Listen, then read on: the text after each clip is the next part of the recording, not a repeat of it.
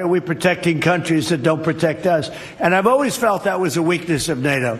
We were going to protect them, but I always said when in need, they won't protect us. Iran ने ऐसी जगह जो नब्ज होती है ना, नब्ज पकड़ ली है कि प्रेसिडेंट डोनाल्ड ट्रंप को अब नेटो एलाइज, बाकी देशों की जो नेवी है, उनकी जो वॉरशिप्स हैं, उनकी मदद मांगनी पड़ रही है। ये कितनी बड़ी बात हो गई। वेलकम बैक एवरीबॉडी, सत श्री अकाल। सब वधिया ते कमाल, लेकिन एक चीज है दोस्तों, सब वधिया प्रेसिडेंट डोनाल्ड ट्रंप के लिए नहीं रहा। अब ये ईरान वॉर 17 दिन हो चुके हैं, हर दिन एस्केलेट हो रही है और अब अमेरिकन सिटीजन ने बोलना शुरू कर दिया है। No more foreign wars, no more regime change. It's time to put America first, and this is a complete betrayal of those campaign promises. Gasoline के प्राइस पता कितने पहुंच गए यहाँ पे? $3.99, $3.70, $3.50, इस तरह का रेट चल रहा है। कभी बढ़ता है, कभी घटता है, लेकिन वादे क्या किए गए थे कि $2 से भी कम में होगा गैसोलीन का प्राइस, 1 गैलन। छुट्टियां आ रही हैं, समर सीजन है, अमेरिकन सिटीजन जो है वो बाहर जाना चाहते हैं, घूमने के लिए जाना चाहते हैं, बच्चों को लेकर जाना चाहते हैं। अब ग्रॉसरी प्राइजेस, गैसोलीन के प्राइजेस ही जब इतने ज़्यादा बढ़ गए तो अमेरिकन सिटीजन कह रहा है कि यार ये तो धोखा कर दिया। जो कैंपेन में, जो इलेक्शन कैंपेन में बातें कही थी, उल्टा हो रहा है। रिपब्लिकन पार्टी ने कहा था नो फॉरेन वॉर्स, पहले वेनेजुएला, अब ईरान, और ईरान तो भाई हर दिन एस्केलेट हो रहा है। इन्होंने कहा था कि हम गैसोलीन के प्राइजेस कम करेंगे, ग्रॉसरी के प्राइजेस कम करेंगे, लोगों की जो ज़िंदगी है उसको अफोर्डेबल बनाएंगे। उल्टा हो रहा है। 1 गैलन अगर आप भरने जाओ इस वक्त, मैं खुद भरा यार, $3.70 ये भर रहा हूँ मैं 1 गैलन का। कहाँ पहले 1 महीने, ये जो वॉर ईरान के साथ शुरू हुई उससे पहले अगर हम बात करें, प्राइजेस कम हुए थे गैस के, करीब $2.40 इतना पहुंचा था। किसी किसी जगह तो $2 भी पहुंचा था 1 गैलन का प्राइस। लेकिन अब वही चीज़ें अमेरिका को महंगी पड़ने जा रही है। ये ईरान वॉर शुरू करने के बाद इन्होंने सोचा था कि बस मार के निपटा देंगे दोस्तों, ये तो लंबा खिंच गए और उल्टा प्रेसिडेंट डोनाल्ड ट्रंप फंस गए हैं। अब ब्रेकिंग न्यूज़ ये है कि president Donald Trump NATO allies, बाकी देशों से मदद मांग रहे हैं कि हमें रीओपन करनी है स्ट्रेट ऑफ हॉर्मुज। ये है ब्रेकिंग न्यूज़ आज की। We strongly encourage other nations whose economies depend on the strait far more than ours. तो ये जो लड़ाई चल रही है ना अमेरिका की ईरान के साथ, इजराइल की ईरान के साथ, ये एक्चुअल में लोगों को लगता है कि ये तेल के लिए चल रही है। तेल के लिए नहीं, यूएस डॉलर को बचाने के लिए चल रही है। यूएस डॉलर में ही तेल खरीदा जाता है। अब सोचो अगर इसी चीज़ को चेंज कर दिया जाए, ये तो एक तरह की हार हो गई अमेरिका की, कि अगर ईरान से ऑयल, वो यही कह रहा है स्ट्रेट ऑफ हॉर्मुज से कि भाई किसी दूसरी करेंसी में ले लो तेल। ये बहुत, मतलब मैं सच बोलूँ तो पिछले 17 दिनों से मैं ऑब्जर्व कर रहा था कि ये एक्चुअल फंडा है क्या। दोस्तों मैं पहले कमर्शियल वेसल्स पे काम कर चुका हूँ। मैंने एलपीजी, लिक्विफाइड पेट्रोलियम गैस, जो बड़े बड़े वेसल्स होते हैं, शिप्स होते हैं, उस पर काम किया है। मैं स्ट्रेट ऑफ हॉर्मुज गया हूँ, वहाँ से हम लोग गैस लेकर आते थे, एलपीजी, भाई बम है वो, तरह का बम। अब वही जो स्ट्रेट ऑफ हॉर्मुज है, ईरान ने चोक कर दी है कि भाई लेकर दिखाओ, तो वहाँ से तेल लेकर जाओ, गैस लेकर जाओ, जाने नहीं देंगे। अमेरिका से नो डाउट ईरान लड़ ही नहीं सकता भाई, लेकिन ईरान ने ऐसी जगह जो नब्ज होती है ना, नब्ज पकड़ ली है कि प्रेसिडेंट डोनाल्ड ट्रंप को अब नेटो एलाइज, बाकी देशों की जो नेवी है, उनकी जो वॉरशिप्स हैं, उनकी मदद मांगनी पड़ रही है। Numerous countries have told me they're on the way. Some are very enthusiastic about it and some aren't. कितनी बड़ी बात हो गई। प्रेसिडेंट डोनाल्ड ट्रंप ने तो सोचा था कि वेनेजुएला की तरह मारेंगे, बम लेकर आ जाएंगे, पर ईरान निकला खिलाड़ी। उन्होंने ऐसी जगह को पकड़ा कि भाई पूरी दुनिया की इकोनॉमी, एशिया इससे अफेक्ट हो रहा है। अब चाहे हम इंडिया की बात करें, चाइना की बात करें, साउथ कोरिया की बात करें, यूएसए का 7% क्रूड ऑयल उसी स्ट्रेट ऑफ हॉर्मुज से इंपोर्ट होता है, वहीं से आता है। इंडिया, चाइना, एशिया की बड़ी बड़ी कंट्रीज, चाइना तो 90% तक डिपेंडेंट है। तो अब खुद सोचो, ईरान ने वो स्ट्रेट ऑफ हॉर्मुज को चोक करके, बंद करके, एक तरह से कितनी बड़ी अपनी जीत करवा ली है। क्योंकि जब तक अब वो रीओपन नहीं होगी तब तक पूरी दुनिया अफेक्ट होगी। अब चाहे वो यूएस हो, चाहे वो एशिया की कंट्रीज हो। और प्रेसिडेंट डोनाल्ड ट्रंप मदद मांगने के बावजूद, नेटो एलाइज की मदद मांगने के बावजूद उनको ना मिल रही है। जर्मनी ने तो मना ही कर दिया कि नहीं भाई, हम इस वॉर में नहीं आ रहे।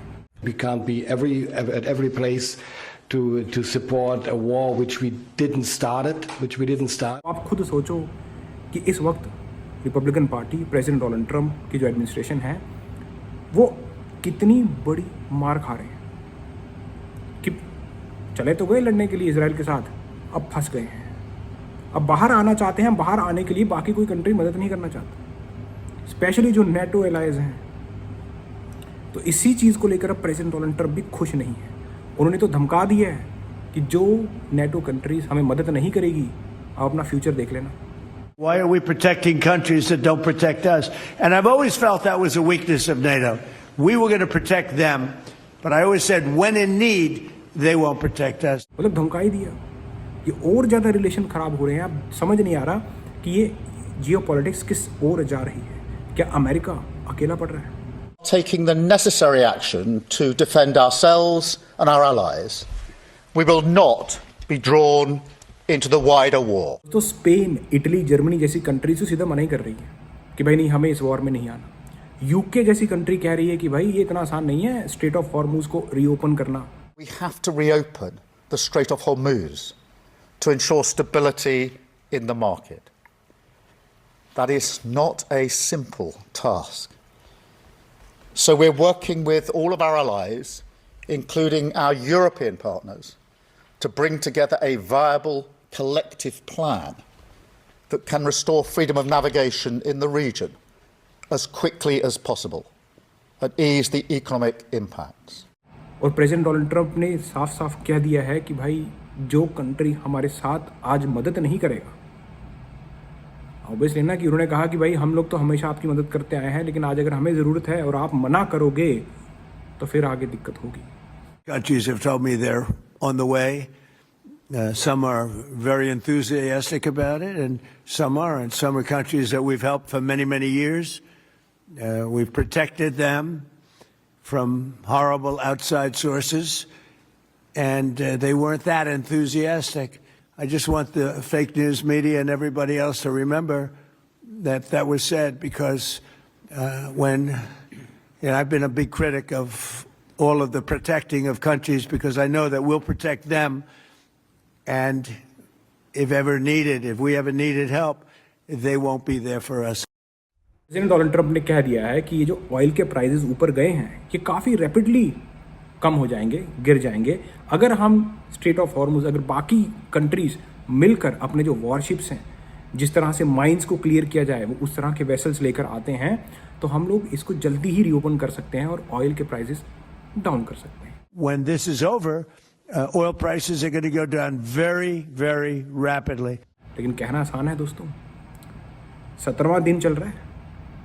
अगर अमेरिका ने कहा कि हमने उनकी ईरान की 100% मिलिट्री कैपेबिलिटी को ख़त्म कर दिया है और फिर भी स्ट्रेट ऑफ हॉर्मुज को रीओपन नहीं करवा पा रहे हैं, मतलब ये लंबी लड़ाई है, ये छोटी लड़ाई नहीं।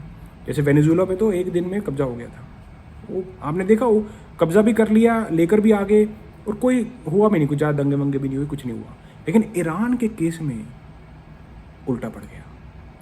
मुझे लगता है कि प्रेसिडेंट डोनाल्ड ट्रंप, उनकी एडमिनिस्ट्रेशन ने सोचा था कि जाएंगे, मारेंगे, पूरी लीडरशिप को ख़त्म करेंगे, कब्जे में हो जाएगा सब कुछ, सब हम 1-2 दिन में ठीक कर लेंगे। लेकिन अब इनको समझ में आ रहा है कि यार ये तो उल्टा पड़ गया।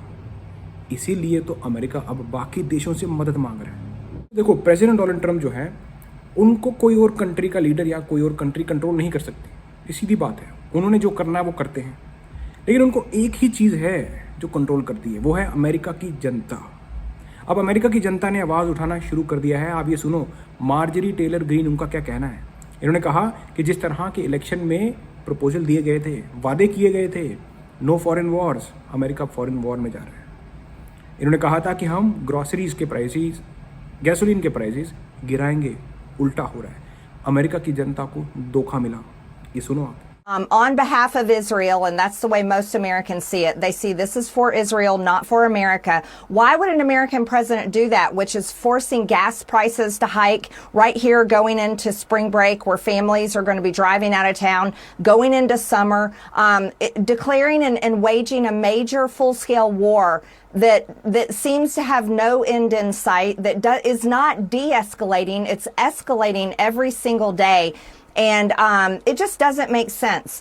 And the American people did not vote for this. This is not what we campaigned for, Pamela. I went to, I can't even tell you, countless rallies all over the country for President Trump, campaigning for him and Republicans because we wanted to win.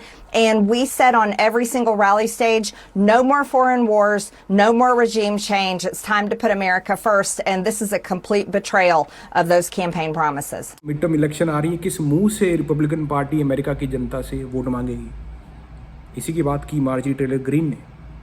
क्या कहेंगे कि उन्होंने कहा था कि हम foreign Wars में नहीं जाएंगे, ऑलरेडी फंस चुके हैं। चले तो गए इजराइल के साथ, मारे बम, अब बाहर नहीं निकल पा रहे हैं, क्योंकि बाहर निकल रहे हैं तो अमेरिका की जनता की जो पॉकेट है वहाँ से डॉलर निकल रहा है। गैस के प्राइसेस देख लो, ग्रॉसरी के प्राइसेस देख लो, महंगाई ही रही, सस्ता कुछ नहीं हुआ, उल्टा पड़ गया।